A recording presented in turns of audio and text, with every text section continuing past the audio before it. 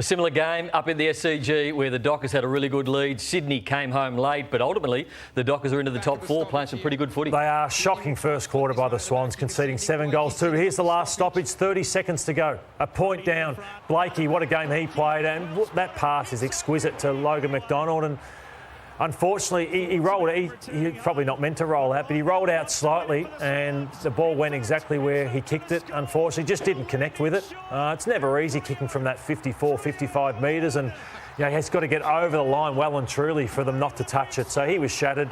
Now, that'll hurt him for a little bit, but look at the passion there by the Fremantle Dockers. That meant a lot to them.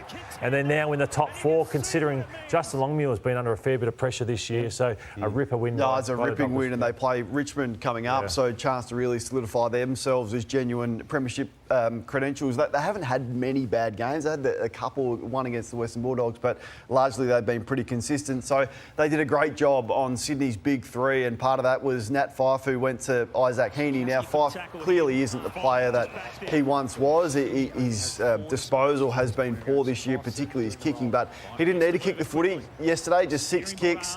He went forward here and set this one up, but just the 45 metres game. But what he did do, he put a body on Isaac Heaney, who has been red hot this year, and it wasn't just Fyfe. The full-on team effort from this Fremantle midfield to combat Warner. They held him to 23 and goalless, Heaney 20 and Goulden 21, and it was everyone. So the ability to sacrifice your game for the betterment of the team.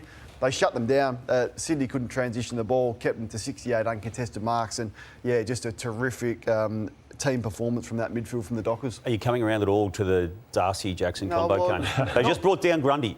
They brought down Grundy, but it wasn't anything world-beating. And the duo together, I think, is something that they could do individually. Time will tell whether 7 years for Darcy at 900 and the same for Jackson is going to be worth it.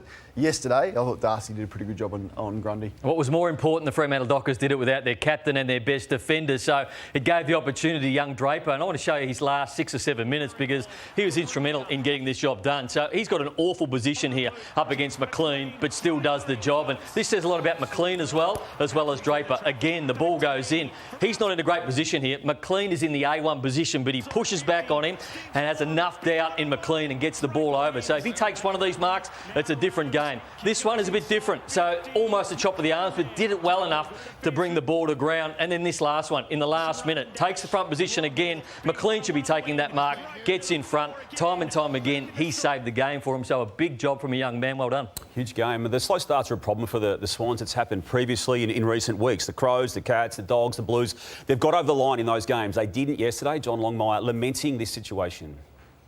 We have looked at it closely, so it's not as if I have to look at it any closer. I mean, we do look at it closely, so it's a bit of everything. But when we get back to pretty basic footy and we get our pressure up, it's amazing what happens from that, and it's very simple, but we've got to do it a bit earlier. Fremantle moved to third on the ladder, beating Sydney, who'd only lost to Richmond before that. They survived a scare as well, but a point in front, Lordo. They also got out to a 32-point lead, did Fremantle, and they were strong around the footy early, and they came with a real method to completely shut Sydney down and not allow them to get on the outside. I thought their physical pressure frontal was really impressive, and it was a full team performance. You look at the votes in a minute that I've done, I'm not that confident in them because how much of a team performance it was from Fremantle. I don't think it's a bad loss for Sydney, though. I think it's probably a good loss to sharpen them up. But the first quarters, that is alarming, which Damo has spoken about and you did last night, Kane, on your AFL program. They've got to fix that. But just on Fremantle, the missing aspect for them has been Jai Miss. He's been well down on confidence.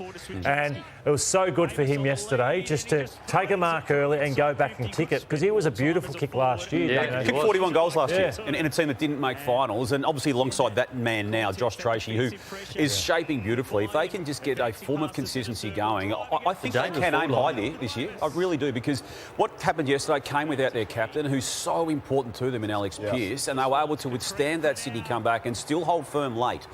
As we touched on earlier, Draper was key to that. Yeah, no doubt. And as I said earlier, they've been pretty consistent this year. They've had 1 or 2 bad games, less than most of the teams. They've got a reasonable draw at home this week, so that allows them to solidify themselves as a top 4 contender. There's the votes. Thought Blakey was the best player on the ground, 9 in the last quarter with the midfield shut down. And I mean, you could have thrown a blanket over probably 8 Fremantle players, but I thought Ryan won some critical contests late. 26 against Sarong's first half was strong.